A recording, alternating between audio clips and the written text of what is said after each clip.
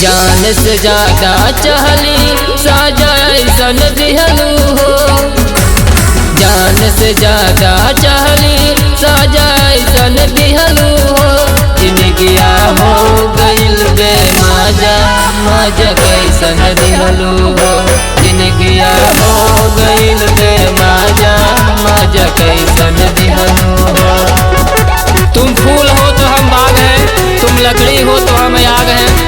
तुम फूल हो तो हम बाग हैं, तुम लकड़ी हो तो हम आग हैं। कभी अपने हुस्न के गर्मियों से जलाने की कोशिश मत करना, क्योंकि तुम समुंदर हो तो हम उसी में तैरने वाले सैलाब हैं।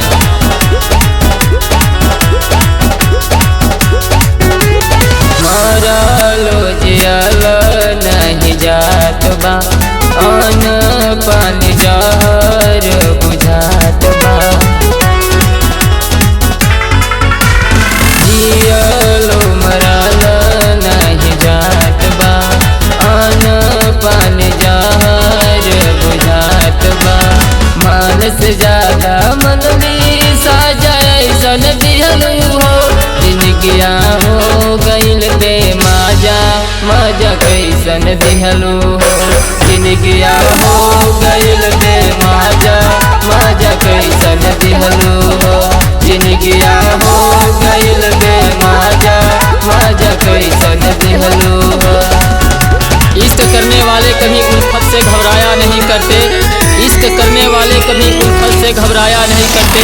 अपने दिल की बात बेवफाओं से बताया नहीं करते। बेवफा तो होती ही ऐसी हैं जो दिल में छेद कर देती हैं। मोहब्बत करने वाले सहते हैं हर दर्द को, कभी उन पर गोली चलाया नहीं।